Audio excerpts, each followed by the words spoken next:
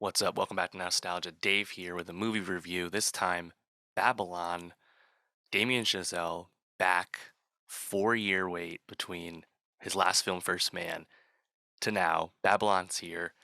Polarizing film, big budget, poor box office. There's a lot of talk about this movie. I'm going to get into all of that. I'll just say right off the bat, I did like the movie quite a bit actually, but there's so much to get into with this one. It's long, it's indulgent, it's excessive. There are gross out moments, there are unsettling moments. Definitely not a movie for everybody, but I really enjoyed the movie despite its faults. It definitely has faults, but I quite enjoyed it a lot. Um, Obviously, I had a lot of hype for this going in because I think Damien Chazelle's run to this point speaks for itself. Whiplash, La La Land, First Man, really strong start to a career. Obviously, he was the youngest Best Director winner years back with La La Land. And when you have a movie starring Margot Robbie and Brad Pitt, two of the last movie stars, at least they have the star qualities we ascribe to movie stars, even if the box office doesn't follow these days with adult movies usually. Um, Obviously, a lot of anticipation. And this one, the extravagance of the budget, a period piece, a story about the transition in Hollywood from silent films to the talkies in the 1920s. Sounds really exciting, especially if you're a film fan. And I think the best moments of this movie really just kind of speak to, I think, that brilliance that Giselle has demonstrated as a director, which is just he is someone who has a really strong grasp on the technical craft when it comes to movies and like having that vision. And some of these sequences just really, really sing. And I mean, he's collaborating once again with Justin Hurwitz on the score.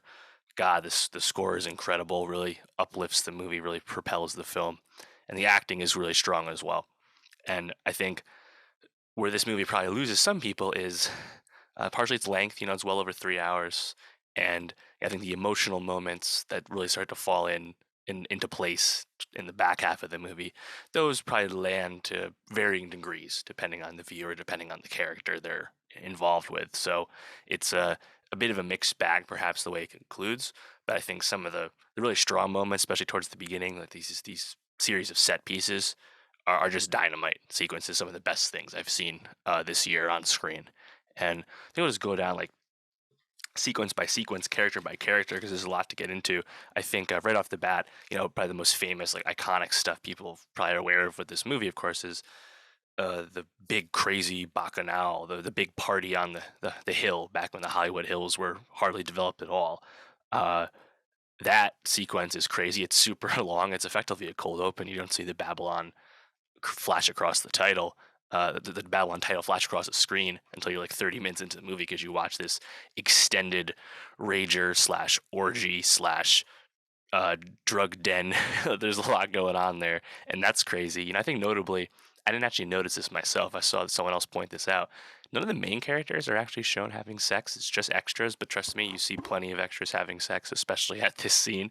Tons of drugs, literally mounds of cocaine. It's crazy. There's a honestly hilarious gross out moment regarding an elephant very early in the movie that I thought was really funny, but obviously that is another sequence or brief moment that's not for everyone.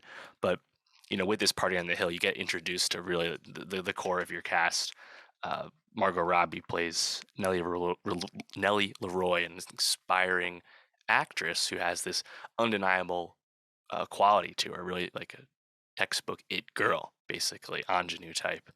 Uh, Brad Pitt shows up as well as Jack Conrad, supposed to invoke like a Clark Gable type persona. He's a established silent film star, and then we meet like the new face who's like our audience avatar in a sense would be Diego Calva as Manny, who's a aspiring Hollywood worker trying to make his way in the industry, and he's like a gopher like fixer type in the beginning.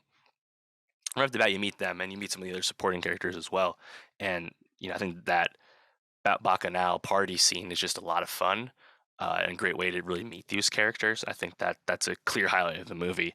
And then I think right after that, very quickly, we get into maybe the best sequence in the movie. I think definitely like the most like movie magic sequence, which would be Nellie has made her way into the industry, has been given a part, and it's like her first day on set, basically.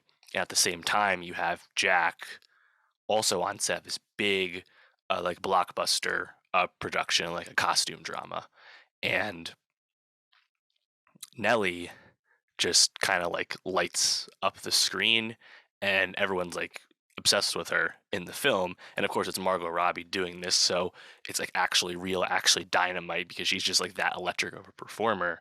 And this sequence is intersplicing between the moments of Nellie literally like turning off her ability to cry and just like being this amazing actor and everyone being obsessed with this newfound talent, intersplicing that with Manny's like quest to get a new replacement camera so that they can film the last sequence they need for Jack's movie before the sun sets and they lose the shot. You know, in that sequence, you have Spike Jonze kind of cameoing as this like German director directing Jack's movie. You have these hilarious moments with all these extras that are like, you know, like soldiers in the film, and they're extras played by people from Skid Row in Los Angeles, and they're wanting to strike and you know, revolt, you know, as pro labor people would, and Manny has to basically like stomp that out in like a really funny fashion, and it just kind of like really like comes together and like is a really magical, really fun sequence. And at that point, I was like, the movie's like really ripping, and I'm like really loving it, you know. And I think the movie starts to get longer, right? Like there perhaps there's some predictable beats, right? It's very much a rise and fall type thing, or in the case of Jack falling from the top. And I think from this point on, the next best sequence would be when we've made the transition from silent film to talkies to movies with sound, and it becomes clear to everyone in the film that sound is the future. Sound is now. Sound needs to happen, and there's just an amazing scene featuring Nelly, really for the first time, acting with sound, having to hit her marks, and everyone in the production, you know, on this backlot soundstage space, losing their minds over the inability to record with good sound. As a podcaster, I could definitely relate to this struggle. And you have PJ Byrne as the assistant director in that scene, blowing his top and just losing his mind and cursing out everyone in hilarious fashion. And then you have that pure euphoria when they finally pull off a successful film sequence with sound, with no like sound issues, no problems. And it's just funny because it's only like 20 minutes of actual like filmed scene, and it took them that long. But like another moment where it's like the scene is just played to such a fine tune that you're just loving the ride, and like when they have that jubilation of pulling off the filming, you're like super into it too. All that stuff, all these like these big sequences in the early on, the first half of the movie, I love this stuff. I think where the movie starts to, I guess, really change what the movie is about, and probably where it might start to lose some people, is what happens after this, where you know Jack, as a silent actor, is really realizing his relevance is waning, and also his ability to act, not just act with presence, but also act by speaking. He realizes he perhaps doesn't have as much talent in the new era as he did in the old era, and that becomes a present to him, present to other people. Um, you know, Nellie is a complicated figure who has some personal vices, and things start to catch up to her, and you can start to see like where it's going to go. And I think probably the issue that some people would have, and I was able to overlook this, but I can definitely understand the point of view. The issue would be that I just, you maybe don't spend like enough time like with Nelly and Jack's like true emotions, or almost you're almost like more there having things happen to them, and it doesn't really come together until the very end with Jack's character in terms of how he feels about things. And I do think the way his character wraps up its role in the story of Babylon works well. But the problem though with all of this is that you really sideline uh, Diego Calva's Manny character. Manny ultimately is a really thankless role in the movie, and Manny is supposed to carry a lot of emotional weight, and like the journey he goes on, which is quite up and down over the course of Babylon over the years. The journey doesn't land as well as it should because you're just not given enough time with Manny, and Manny's not given enough meaningful things to do. And the movie would probably be better if it just wasn't quite as overstuffed, because there are other, I think, important characters in this movie I haven't even mentioned. You have Jovan Adepo as Sidney Palmer, a jazz trumpeter who kind of becomes like a star trumpet player in the movies with the help of Manny, and his role in Hollywood, what he has to encounter, and decisions he makes as a character, it is completely underserved because he's not given enough time, and that's obviously unfortunate because Sydney is a black character in a time where that obviously was very challenging. With filming. This is both pre Hays Code Hollywood, but still obviously very segregated and racist place and racist time. Similarly, you have Lee Jun Lee as Lady Fei Zhu, who is a cabaret singer and like works like behind the scenes with the studio as well. Pretty obvious analog to like Anna May Wong in real life. Another character that makes a great presence and impression when given things to do, but ultimately is not given enough things to do, and is almost used at the end of the movie to serve Jack's character's needs. And ultimately, you're just a bit overstuffed with the ideas and the character plots that are trying to be thread here. That it doesn't all quite land as well as you'd want it to, and probably should have eliminated some of these to make everything sing.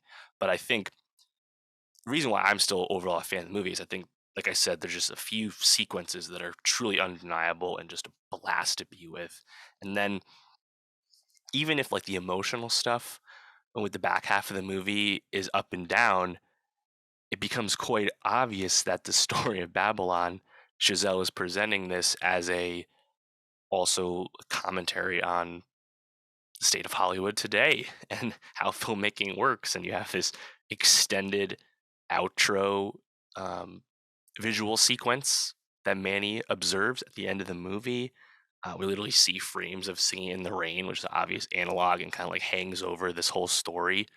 Like all that stuff, I really responded to. I think like the meta nature of like Damien Chazelle perhaps making the last expensive adult movie he would ever have the chance to make, as these movies seem increasingly difficult to pull off financially in today's climate, as adult films continue to struggle at the box office, and the streaming money is definitely drying up to a certain degree.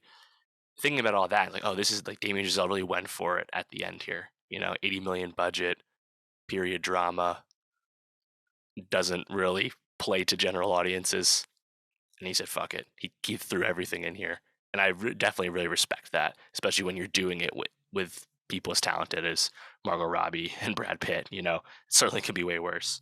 So I think it really depends, like what you're looking for with this, because like I said, it's overstuffed and not everything lands as well as it should, but certain things do land.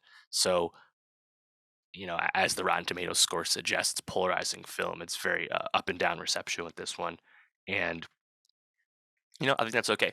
Chazelle has made a bunch of bangers already. It's okay to release something that has lots of great qualities, but not everyone likes. That no worries there. And ultimately, like Robbie and Pitt acquitted themselves very well. I wouldn't really put the box office with this movie on on anyone's blame. It just the way this movie needed to succeed, which is very uh, slim chances, honestly. So yeah, I mean, we'll see with the Oscars. Babylon actually did pretty well with the short lists for some of the technical categories. So we'll see how far this movie can go. You know, um, Chazelle, though, to his credit, re-upped with a new Paramount deal under the new leadership. Of course, Babylon had been financed and greenlit under old leadership there. So Paramount, coming off Top Gun Maverick, got some money in their pockets. They're like, we still want to be in the Damien Chazelle business. So that's obviously really heartwarming because he's a very talented person. Um, and yeah, I think Babylon, there is a lot to chew on, a lot to sit within this movie. There is a out of nowhere 20-minute sequence featuring Tobey Maguire that feels like it's in a different movie. And some people love that sequence, and some people absolutely hate that sequence.